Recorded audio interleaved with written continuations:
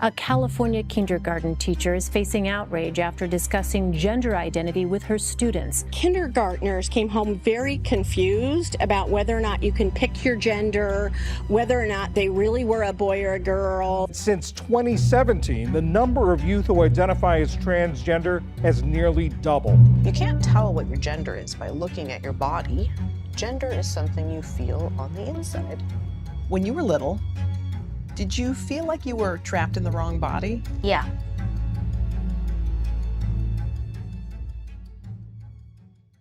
Lately, the topic of transgenderism has been on the public's consciousness more than ever. And unfortunately, most people really don't know that much about it. Many think that being trans is just like being gay, and that we simply need more acceptance of people who identify as trans, even though this typically means that they will receive harmful, irreversible medical treatments. Due to misguided progressive politics, we now have many young people undergoing medical transition, rates of detransition increasing, and men taking over women's spaces. Let's take a look at what's going on and why this is happening. When someone is transgender, oftentimes the first question people ask is why? And the answer is we really don't know. In truth, we don't have any test that we can do, such as a blood test or an X-ray. Up until the 2010s, medical transition was quite rare. Before that, 1 in 10,000 males and 1 in 30,000 females underwent medical transition. Today, 1 in 20 college students identify as transgender, and the medical treatments for children have skyrocketed. Medical transition is any procedure or medication that alters the body so as to be perceived as the opposite sex. And this includes using puberty blockers on children to keep them from developing secondary sex characteristics such as breasts and body hair, and the administration of cross-sex hormones and surgeries. So why the drastic increase in people identifying as trans? Many people say that our society is now just more accepting, and that explains the numbers. But the truth is more complicated and alarming. Your children will see us. Your children will love us, and your children will join us. In the 1990s, the T was added to LGB, which made people think that being trans was the same as being gay. Queer theory took hold in academic institutions and elsewhere, and this so-called theory blurred the boundaries of sexual identity and attempted to show that sex and gender were not binary categories. It also dismantled the standard way we think about a healthy family structure, which now leads questioning kids to seek guidance online instead of from their parents. So I'll give you a little tip about going no contact with your family. Identity politics also became popular in the 90s, which glorified anyone who's seen as a victim. And a key change arrived into how therapy was carried out as a new concept called gender affirmative care was introduced. This approach affirms the patient's identity no matter what age and no matter whether they are mentally ill. Throughout the 2000s, as the AIDS crisis ebbed, gay rights organizations sought to keep their funding. Since these organizations were achieving their goals, they now needed a new rights frontier. Enter trans rights. So, funding once used for gay rights campaigns started to be used for trans rights, and wealthy trans people started funding WPATH and capturing institutions in a bid to normalize medical transition so their identity would become more accepted. At the very same time, the porn industry also started to capitalize on trans porn, and kids were taught at a young age to question their gender in schools, that sex and gender are spectrums, and that some people are simply born in the wrong body. This is real. And it's cool. In the 2010s, most teenagers started carrying around smartphones and using social media, which has made them much more anxious and more easily influenced by trans rights messages. And in the vacuum created by our post-religious age, arguably more and more young people developed an identity crisis and sought solace in the idea of transcending their mundane lives and escaping their problems by believing they could become something that they're not. Today, we have a 5,000% increase among females and a 2,000% increase among males under 18 who have gender dysphoria, which is a feeling of incongruence with the gender or sex they're born with. In the past, gender dysphoria was vanishingly rare and primarily experienced among a small number of young children and some middle-aged males. But this new cohort has what is called ROGD, or rapid onset gender dysphoria. ROGD is used to describe the phenomenon of adolescents who suddenly experience a socially mediated expression of gender dysphoria. Close to half of those who suffer from ROGD have been isolated from their peers, have engaged in self-harm, and have had traumatic life events prior to ROGD. The kids who experience ROGD are often challenged by autism, ADHD, OCD, anxiety, eating disorders, or some other mental health issue. They are typically naive and tend to believe that they can become a different person through medical transition. They think it might solve all their problems and are often encouraged in this thinking by medical professionals, rather than given a proper diagnosis and a broader perspective on their struggles. There are many well-meaning medical professionals, including social workers, therapists, doctors, and surgeons, who advise on or perform medical transitions for young and vulnerable people because they believe that they're helping them. However, many in the medical profession just see an opportunity to capitalize on a new industry with very little thought as to how their guidance or medical interventions may irreparably harm their patients. Some of these doctors pretend to offer solutions to mentally ill patients that they know are unlikely to satisfy them.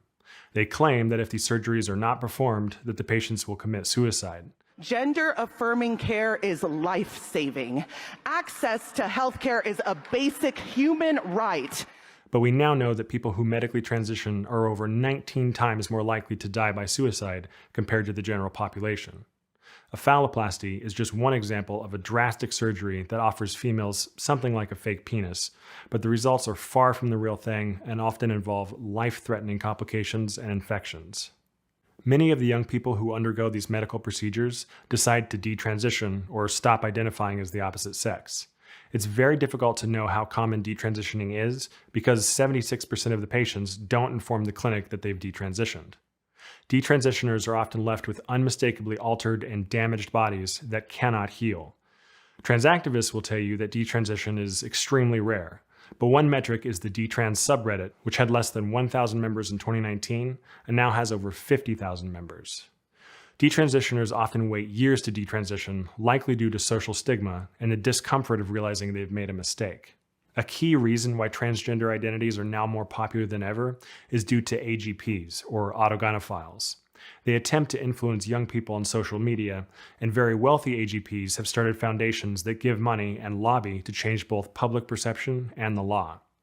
An autogynephile is a heterosexual male who's aroused by the thought of himself as a female. This is a paraphilia that channels the AGP's focus onto his body, dress, behavior, and sometimes leads him to medically transition in an attempt to look more like a female.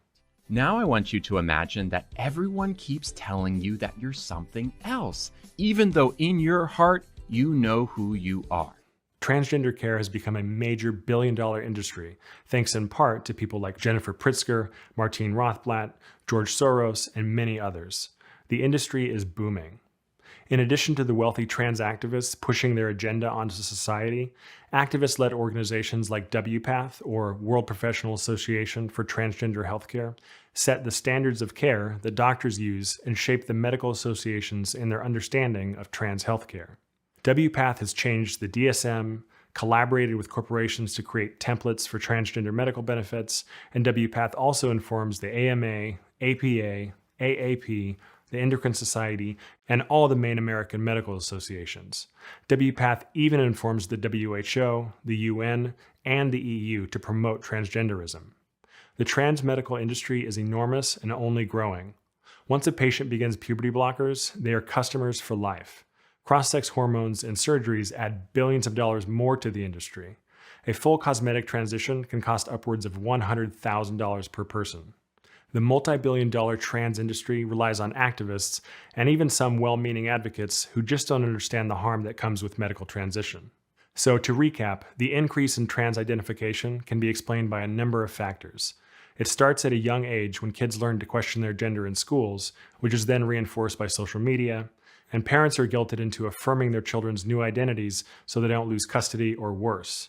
The state of California claimed I was abusive for not affirming her trans identity.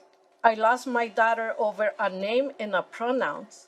And then gender affirmative therapists feed into the child's delusions, and soon enough, many of these young people are on to puberty blockers, cross-sex hormones, and even surgeries that they cannot reverse. The desire for progressive thinking and kindness leads much of the public to support the idea that people can be born in the wrong body, and that maybe their understanding of basic biology has been false all along. Turns out that sex isn't that straightforward. In fact, biologists today are saying sex is a spectrum. With all the slogans that the activists constantly push, it's easy to understand why so many people get swept up with the trans movement and believe it to be just another movement for human rights, when it actually doesn't resemble that at all. The world has become flipped upside down, and we have men entering into women's only spaces, children becoming lifelong medical patients, and many people choosing to detransition when they realize that they've been sold a lie. We need a broader perspective, and one that allows exploration while simultaneously promoting acceptance of the bodies that we have and an understanding that no one can change their sex. The international organization Genspect promotes a healthy approach to sex and gender by raising awareness of these issues. We support families impacted by ROGD, provide support to detransitioners, and raise awareness about ROGD, detransition, and AGP. We also highlight the impact of the trans medical industry. Most of all, we advocate for a non-medicalized approach to gender dysphoria. To learn more, go to genspect.org. Thanks for watching.